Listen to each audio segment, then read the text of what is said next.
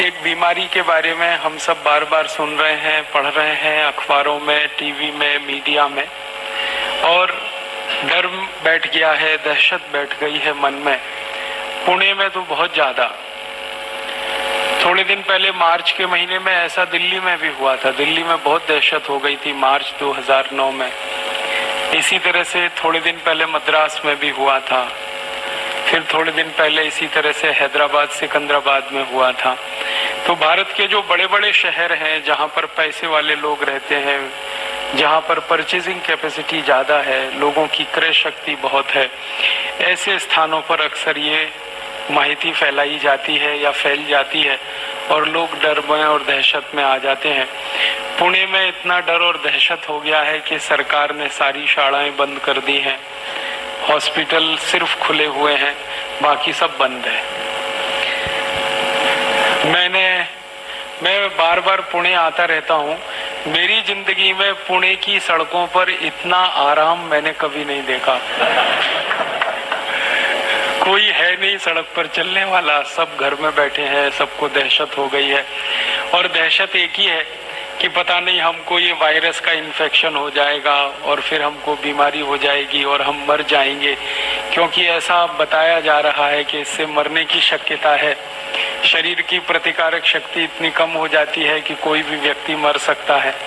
फिर आपको न्यूज़पेपर से ये माहिती मिली होगी कि पुणे में कुछ लोग मर गए हैं और भारत में भी कुछ लोग मर गए हैं।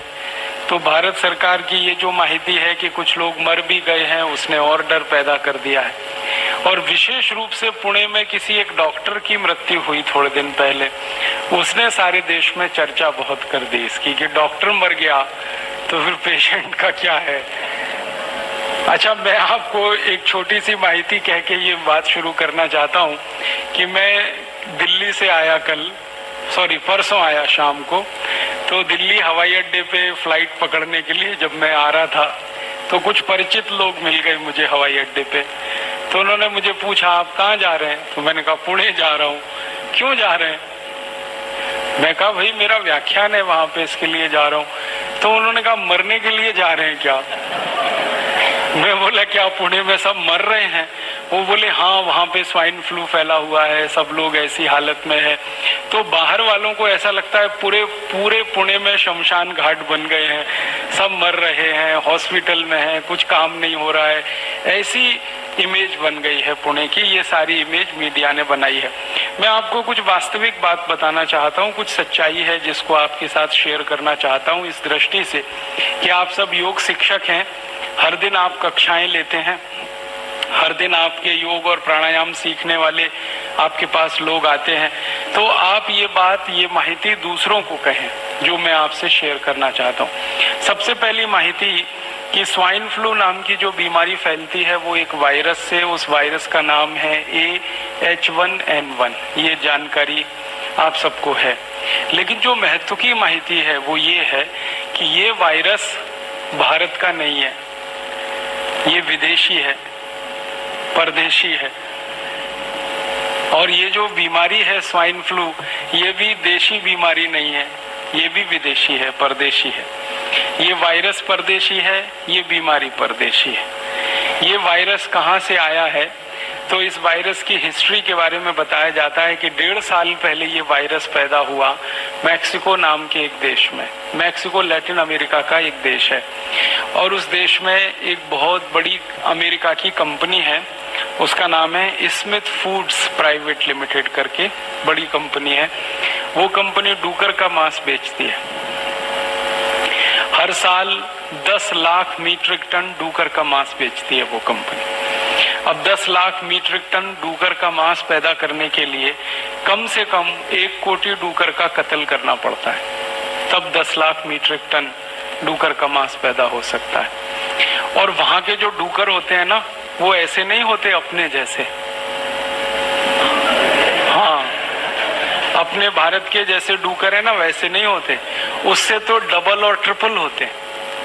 हमारे यहाँ जितनी ऊंची गाय होती है ना, वहां इतने ऊंचे डूकर होते हैं और एकदम मोटे मोटे थुल और इतने जास्ती मोटे होते हैं कि चल नहीं सकते, तो खड़े होते हैं, धम से बैठ जाते हैं। चल नहीं पाते, भाग नहीं सकते, इतना मांस उनके शरीर पर होता है और वो मांस उनको इंजेक्शन दे दे के बढ़ाया जाता है, दवाएं दे दे के बढ़ाया जाता है। इंजेक्शन देके, दवाएं देके डूकर का मांस बढ़ाते हैं और वो मांस बेचने का काम वो कंपनी करती है। तो कंपनी का 1 पॉइंट प्रोग्राम है डूकर का मांस बेचना, मुनाफा कमाना और डूकर पालना। तो उनके बड़े बड़े रेंच हैं, उसमें डूकर पालते हैं, हर साल मांस बनाते हैं, फिर उसको बेचते हैं। लेकिन कंपनी के जो मालिक हैं, जो उसके मैनेजर हैं, जो उसके बड़े अधिकारी हैं, कर्ता धर्ता हैं, वो अपने ही डूकर के मांसों को नहीं खाते, वो नहीं खाते, खुद नहीं खाते। मैंने उस कंपनी के कुछ अधिकारियों को ईमेल करके पूछा कि आप पोर्क खाते हैं? पोर्क माने डूकर का मांस। तो उन्होंने कहा नहीं खाते, वो वेजिटेरियन है, दूसरों को खिलाते हैं, खुद क्यों नहीं खाते? तो वो ही मुझे बोलते हैं कि हमको मरने का डर लगता है। कैसे मर जाएंगे? तो वो बोलते हैं ये जो डूकर का मांस है ये इन्फेक्टेड है और इसमें वायरस बहुत है और इसमें H1N1 वायरस होने की शक्यता सबसे ज्यादा है। ये जो H1N1 वायरस है ये डूकर में ही जिंदा रहता है, तो वहां के डूकर में ये वायरस जिंदा रह सकता है और 1.5 साल पहले ये वायरस वहां डिटेक्ट हुआ और जो लोगों ने डूकर के मांस खाने वाले लोग हैं उनमें से करीब 2000 लोग उससे प्रभावित हुए और 146 अभी तक मर गए। 1.5 साल, 1 साल 6 महीने में 146 लोग मरे, 2000 लोग इस बीमारी से प्रभावित हुए जिनको H1N1 वायरस ने प्रभावित किया, वो इन्फेक्टेड हुए। तो आंकड़ेवारी में देखा जाए तो ये कोई बड़ी संख्या नहीं है। 1 साल 6 महीने में 146 लोग मरे। क्यों? क्योंकि दर वर्षी हमारे देश में अगर दूसरी बीमारियों से मरने वालों की संख्या हम ढूंढेंगे तो कैंसर से इस देश में हर दिन 1500 लोग मरते हैं, हर दिन। और साल में कैंसर से इस देश में 40 से 45 लाख लोग मरते हैं। फिर हमारे देश में ट्यूबरकुलोसिस और मलेरिया से हर दिन 1200 लोग मरते हैं और साल में करीब 36 लाख के आसपास लोग मलेरिया, ट्यूबरकुलोसिस से मर जाते हैं। फिर हर दिन हमारे देश में 1000 लोग डायरिया और डिसेंट्री, हैजा और कोलेरा से मरते हैं और साल में करीब 35 लाख लोग डायरिया, डिसेंट्री, कोलेरा से मर जाते हैं। फिर हमारे भारत में बहुत सारे बच्चे हैं लाखों की संख्या में जो हर दिन कुपोषण से मरते हैं, जिनके शरीर में शक्ति नहीं है, ताकत नहीं है और ऐसे ही भूखे मर जाते हैं। पूरा पेट भर के उनको भोजन नहीं मिलता, दूध नहीं मिलता, उसमें मर जाते हैं। तो मरने वालों की संख्या तो बहुत है, कैंसर से मरने वालों की संख्या तो बहुत है, मलेरिया से मरने वालों की संख्या तो बहुत है, ट्यूबरकुलोसिस से मरने वालों की संख्या तो बहुत है, डायरिया, डिसेंट्री से मरने वालों की संख्या तो बहुत है, अनेक दूसरी बीमारियों से। लेकिन वो बीमारियों पर हमारे देश के न्यूज़पेपर में फ्रंट पेज पे खबर नहीं आती। कैंसर से मरने वालों के बारे में कभी भी न्यूज़पेपर में और मीडिया में इतनी चर्चा नहीं होती जितनी स्वाइन फ्लू की हो रही। ट्यूबरकुलोसिस से मरने वालों की चर्चा कभी भी इतनी नहीं होती मीडिया में जितनी स्वाइन फ्लू की हो रही है। कारण जानते हैं क्या है? कैंसर की, ट्यूबरकुलोसिस की, डायरिया की, डिसेंट्री की कोई वैक्सीन नहीं बन सकती। जिन बीमारियों की वैक्सीन नहीं बनती उन बीमारियों के बारे में मीडिया में चर्चा नहीं होती, भले उसमें मरने वालों की संख्या कितनी भी जास्ती हो। लेकिन जिन बीमारियों में वैक्सीन बन सकती है और मरने वालों की संख्या बहुत थोड़ी होती है उसकी चर्चा बहुत होती है। कारण क्या है? जब बीमारी की चर्चा होगी तो लोगों में डर पैदा होगा, दहशत पैदा होगी। जब डर और दहशत बहुत जास्ती हो जाएगी, जैसा अभी बताया कि एक पत्नी का पति मर गया और उसके मन में इतनी दहशत और इतना डर कि उसने अपने पति के अंतिम शरीर को, माने आखिरी यात्रा को 5 फीट दूर से प्रणाम किया। माने दहशत इतनी जास्ती है कि जो धर्म पत्नी अपने पति के साथ सालों साल रही एक ही कमरे में, एक ही बिस्तर पर, जब उसको ये डर लग गया कि इसको स्वाइन फ्लू हुआ और उससे ये मर गया तो दूर से ही उसने प्रणाम कर लिया। ये हद है, ये लिमिट क्रॉस हुई है डर की, दहशत की। और ये लिमिट क्रॉस कराने में मीडिया ने बड़ी ताकत लगाई है। मैं जो आपसे कहना चाहता हूं वो ये कि स्वाइन फ्लू का जो वायरस है वो आपको कभी भी प्रभावित नहीं कर सकता। आप पूछेंगे क्यों नहीं कर सकता? हमारे में कोई सुरखाव के पर हैं, या हम भगवान के दूत हैं, या हम ज्यादा योग और प्राणायाम करते हैं, ये कारण है? कारण क्या है? कारण उसमें से दूसरे हैं जो जानने की जरूरत है। सबसे बड़ा कारण ये है कि स्वाइन फ्लू विदेशी वायरस है, विदेशी बीमारी है, और H1N1 वायरस विदेशी है। माने ये वायरस दुनिया के उन्हीं देशों में पैदा होके प्रभावित करता है लोगों को जहां ठंडी बहुत पड़ती है, तापमान बहुत कम होता है। अमेरिका में ठंडी बहुत होती है, कनाडा में ठंडी बहुत होती है, मैक्सिको में ठंडी बहुत होती है, ब्राजील में ठंडी बहुत होती है, फ्रांस में, जर्मनी में, ब्रिटेन में ठंडी बहुत होती है। और आप जानते हैं साल में 6 महीने ठंडी पड़ती है, और साल में 6 महीने तापमान उनके यहाँ 0 के नीचे होता है। -5 डिग्री, -10 डिग्री, -15 डिग्री, -20 डिग्री, कभी कभी तापमान -30, -35, -40 तक चला जाता है। खेत में से बर्फ हटाना, चलने लायक सड़क को बनाना, हमें तरह तरह के वायरस पैदा होते हैं। उनको पैदा होकर जिंदा रहने के लिए कम से कम 27 डिग्री सेंटीग्रेड से नीचे का तापमान लगता है। और 27 डिग्री सेंटीग्रेड से नीचे का तापमान जो जो देशों में हो सकता है, उन्हीं देशों में सबसे ज्यादा वायरल और बैक्टीरियल इन्फेक्शन हुआ करते हैं।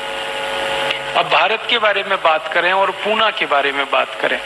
भारत में इस समय महीना चल रहा है सितंबर, माफ करिएगा अगस्त का महीना चल रहा है।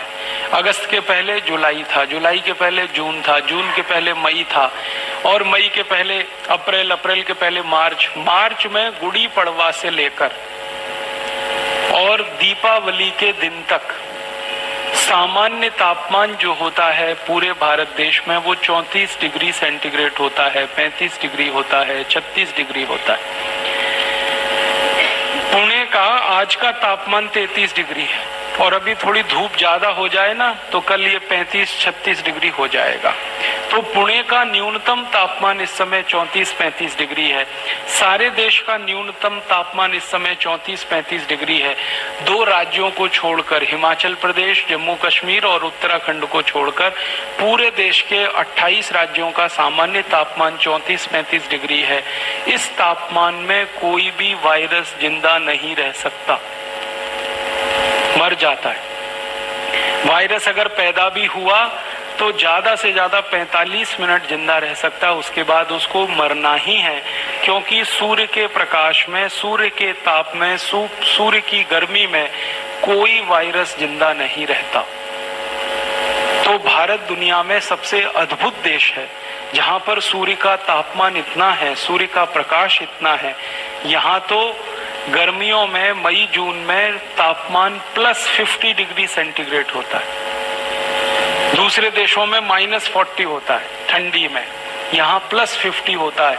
कितना अंतर है तापमान का, आप सोचिए। -40 से 0 पे आइए, 0 से आगे 50 तक जाइए, इतना बड़ा अंतर है, इतना बड़ा डिफरेंस है। तो जो देश ठंडी वाले हैं, बर्फ वाले हैं, जहाँ पर बहुत ज्यादा सर्दी होती है, उन्हीं देशों में वायरस इन्फेक्शन बहुत होते हैं। भारत गर्म देश है, गर्मी वाला देश है, उष्णकटिबंधीय देश है। भगवान ने भारत को ऐसा बनाया है कि सूर्य का ताप इतना तेज है इस देश में, इसकी कल्पना जो है हम तब कर पाते हैं जब हम माइक्रोबायोलॉजी जैसे विषय में पढ़ने के लिए जाएं। तो आप अपने मन से एक भय, एक डर निकाल दीजिए। आपके शहर में, पुणे में, पुणे के पूरे जिले में, पूरे महाराष्ट्र में, पूरे भारत में, जम्मू कश्मीर, हिमाचल और उत्तराखंड को छोड़कर कहीं भी ये वायरस हो नहीं सकता, क्योंकि तापमान इतना ज्यादा है। इसलिए इस बीमारी से आपके प्रभावित होने की कोई दूर दूर तक संभावना नहीं है। इसलिए आपके मरने की भी कोई संभावना नहीं। मन से ये डर निकालिए।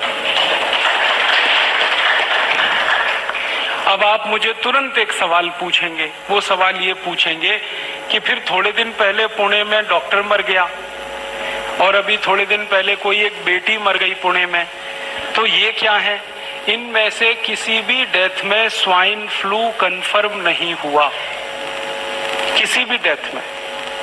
क्योंकि ये जो डॉक्टर मरा ना, तो होना तो ये चाहिए था कि अगर डॉक्टर स्वाइन फ्लू से मरा तो मरने के पहले डॉक्टर के सारे चेकअप होने चाहिए, या मर गया मरने के बाद सारे चेकअप होने चाहिए। और वो जो चेकअप की रिपोर्ट्स हैं डॉक्टर की, ब्लड की रिपोर्ट उसकी, यूरिन की रिपोर्ट उसके, स्टूल की रिपोर्ट उसके, सब तरह के रिपोर्ट्स, उसका थूक है जो लार है उसकी टेस्टिंग की रिपोर्ट जाहिर होनी चाहिए। आपने पढ़ी है? क्योंकि जाहिर ही नहीं हुई है। क्यों नहीं हुई है? क्योंकि वो डॉक्टर स्वाइन फ्लू से मरा ही नहीं है, वो किसी और बीमारी से मरा, लेकिन उसकी बीमारी को मीडिया ने स्वाइन फ्लू बता दिया, बीमारी कुछ और थी उसको। इसी तरह से एक थोड़े दिन पहले छोटी बेटी मरी यहाँ पुणे में, उसके भी ब्लड की कोई रिपोर्ट टेस्ट हुई नहीं, कोई कंफर्मेशन नहीं है कि उसको स्वाइन फ्लू हुआ था, और मीडिया ने बता दिया वो स्वाइन फ्लू से मर गई। भारत देश में अब तक जितनी भी मृत्यु हुई है उसकी संख्या 11 है। 11 मृत्यु जितनी हुई है सबके बारे में मैं खोजने की कोशिश कर रहा हूं, किसी की भी कंफर्म रिपोर्ट नहीं है कि उनको स्वाइन फ्लू था। हाँ, उनकी रिपोर्ट में ये था कि उनको साधारण फ्लू था। साधारण फ्लू और स्वाइन फ्लू में अंतर है। साधारण फ्लू में क्या होता है, सर्दी होती है, खोखला होता है, जुकाम होता है, नाक से पानी आता है, आंख से पानी आता है, गले में दर्द होता है, गला बैठ जाता है, आवाज भी नहीं निकलती है, कभी कभी टेम्परेचर आ जाता है, फीवर आ जाता है, लेकिन फीवर कभी भी 101 डिग्री से ऊपर क्रॉस नहीं कर पाता, शरीर में हल्का फुल्का दर्द रहता है, बहुत थकान लगती है, बहुत कमजोरी लगती है। ये साधारण फ्लू बीमारी के लक्षण हैं। और ये बीमारी हर बार होती है बारिश के दिनों में, इसमें नई कोई बात नहीं है। पिछले साल बारिश आई थी तब भी ये बीमारी हुई थी, अगले साल बारिश आएगी तब भी ये बीमारी होगी, और भारत में उत्तर से दक्षिण, पूरब से पश्चिम सब जगह होती है। तो ये साधारण फ्लू बीमारी होगी शायद ये 11 लोगों को। फिर आप बोलेंगे साधारण फ्लू में मौत हो सकती है क्या? कभी कभी होती है। कब? जिस व्यक्ति को साधारण फ्लू हो जाए और उसके पहले उसको कोई गंभीर बीमारी हो चुकी हो। जैसे मैं उदाहरण से बताता हूँ, मान लीजिए किसी को बहुत समय से टाइफाइड हो, ठीक है, अब टाइफाइड हो और टाइफाइड शायद ठीक होने वाला हो, तब तक उसको फ्लू हो गया हो, उस कंडीशन में वो आदमी मरने की स्थिति में पहुंच सकता है। इसी तरह से लंबे समय किसी को मलेरिया का बुखार आया और मलेरिया के बुखार में उसी को फ्लू हो गया, मलेरिया ठीक हुआ तब तक उसको फ्लू हो गया, उस कंडीशन में उसकी मृत्यु हो सकती है। एक बहुत खराब बुखार होता है, ज्वर होता है, ताप होता है, जिसको मस्तिष्क ज्वर कहते हैं, इंसेफेलाइटिस कहते हैं। इसमें अगर कोई व्यक्ति फंस गया हो और थोड़े ही दिन के बाद उसको फ्लू इन्फेक्शन हो जाए, वायरल इन्फेक्शन हो जाए, तो उसकी मृत्यु हो सकती है। क्योंकि इन तीनों कंडीशन में ब्लड में प्लेटलेट्स बहुत तेजी से कम हो जाते हैं, और उसके बाद प्लेटलेट्स बढ़ाने के लिए एलोपैथी में कोई दवा नहीं है। तो इसलिए एलोपैथी का कोई भी पेशेंट या डॉक्टर इस तरह से अगर चक्कर में आ गया तो उसका मरना 100% तय है। इसमें कोई आश्चर्य की बात नहीं है, क्योंकि जब तेजी से प्लेटलेट्स गिरते हैं और एलोपैथी के पास कोई दवा नहीं है प्लेटलेट्स बढ़ाने की, तो वो मर ही जाएगा। और मैं 99.99% कहता हूं पुणे का डॉक्टर ऐसे ही मरा है। उसके ब्लड प्लेटलेट्स बहुत तेजी से गिर गए और पहले उसको एक बड़ी बीमारी का इन्फेक्शन हो चुका था, उसके बाद फ्लू हो गया, मर गया। तो मीडिया ने उसको छाप दिया कि वो स्वाइन फ्लू से मर गया। क्योंकि मीडिया को इसमें क्या इंटरेस्ट है, अखबार वाले ये जो खबर छाप रहे हैं इसके लिए उनको पैसा मिल रहा है। मीडिया में काम करने वाले मेरे बहुत सारे दोस्त हैं। दिल्ली में एक बहुत बड़ा अंग्रेजी अखबार है, उसका एक एडिटर है जो मेरा बहुत अच्छा दोस्त है। मैंने उसको एक दिन पूछा कि तुम्हारे अखबार में 15 दिन से हर दिन हेडलाइन छप रही है कि स्वाइन फ्लू पुणे में फैल गया, स्वाइन फ्लू वहां फैल गया, स्वाइन फ्लू वहां फैल गया, 11 मर गए, अब तक इतने प्रभावित हो गए। ये जो खबर तुम दे रहे हो इस खबर में तुम मुझे कोई 1, 2, 3, 10, 20, 50 लोगों के नाम दे दो, पते दे दो जिनको स्वाइन फ्लू हो गया है, मैं उनके घर वालों से मिलना चाहता हूं। तो कहने लगे वो नहीं है हमारे पास। मैं पूछा फिर खबर कैसे छाप रहे हो? कहने लगा खबर तो ऊपर से आ रही है। मैं बोला ऊपर से कहां से आ रही है? तुम्हारे ऊपर कौन है? तो उसने कहा मैं तो एडिटर हूं, लेकिन मेरे ऊपर अखबार का मालिक है। आप जानते हैं एडिटर मालिक के नीचे होता है। कहने लगा मालिक के यहां से खबर आ रही है और मालिक के यहां से ये आदेश आ रहा है कि ये पहले पेज पे खबर लगनी चाहिए और ऐसी जगह लगनी चाहिए जहां सबकी नजर पड़ती है। फिर मैंने पूछा इसमें खास बात क्या है जो पहले पेज पे लगनी चाहिए? तब उसने कहा इस खबर के साथ चेक भी आता है, ड्राफ्ट भी आता है, पैसे आते हैं, और जितने ज्यादा बड़े अमाउंट का चेक आता है उतने ही बोल्ड लेटर्स में हम इसको छापते। फिर मैंने पूछा भाई तू ये बता कि कौन देता है ये चेक और ड्राफ्ट? तो उसने कहा एक कंपनी देती है। वो कंपनी कौन है? तो उसने तो मुझे नाम बता दिया, मैं नहीं बताऊंगा आपको। उसने कहा कि एक अमेरिका की कंपनी है, वो हमको चेक देती है, ड्राफ्ट देती है। उस कंपनी का क्या इंटरेस्ट है कि तुमको खबर छापने के लिए पैसा दे रही है? तब उसने मुझे बताया, मैं तो हैरान हो गया। उसने कहा कि ये सब खबर जो छप रही है अखबारों में ये प्रायोजित है। प्रायोजित खबर का मतलब समझते हैं? एडवर्टीजमेंट। जैसे जाहिरात छपता है ना, तो जाहिरात के रूप में खबर छपती है। खबर ही जाहिरात होती है। आप इस बात को समझ पा रहे हैं? खबर ही जाहिरात होती है और खबर को जाहिरात की तरह से छापा जाता है क्योंकि उसके लिए पैसा आता है। और जास्ती पैसा आता है तो पहले पेज पे छापते हैं, कम आता है दूसरे पेज पे छापते हैं, और कम आता है तीसरे पेज पे छापते हैं। किस पेज पर छपेगा वो पैसे से तय होता है। और ये जो एडिटर है ये कोई साधारण अखबार का एडिटर नहीं है, हिंदुस्तान में सबसे ज्यादा बिकने वाले अंग्रेजी अखबार का एडिटर है। और वो एडिटर का मालिक उसको आदेश दे रहा है कि ये छपना चाहिए, इसके साथ इतना चेक है, इसके साथ इतना ड्राफ्ट है। तो आप समझ लीजिए कि मीडिया में ये जो छप रहा है ये पैसे की ताकत से छप रहा है, इसमें सच्चाई नहीं है। फिर उसने जिस कंपनी का नाम लिया, मैंने उसको खोजना शुरू किया तो सारी बात समझ में आ गई। ये वही कंपनी है जो स्वाइन फ्लू की दवा बनाती है। उस दवा का नाम है टेमी फ्लू। तो ये जो टेमी फ्लू नाम की दवा बनाने वाली कंपनी है, मैंने इस कंपनी का सारा हिस्ट्री निकाला तो 10 साल से ये औषध बना रही है टेमी फ्लू। लेकिन 10 साल में दुनिया में कहीं भी स्वाइन फ्लू फैल नहीं रहा है। दवा बन रही है, बीमारी नहीं फैल रही। अब देखो इस बच्चे को भी समझ में आ गई बात। अब आप सोचो दवा बनती जा रही है, हर साल प्रोडक्शन हो रहा है, गोडाउन भर रहे हैं, प्रोडक्शन हो रहा है, गोडाउन भर रहे हैं, बीमारी फैल नहीं रही है तो दवा बिक नहीं रही है। और उस कंपनी के कुछ लोगों ने मुझे बताया कि हमारे पास लाखों नहीं 10-10, 20-20 लाख टैबलेट्स एक एक देश के गोडाउन में डंप पड़ी है। 30 देशों में उस कंपनी का बिजनेस है।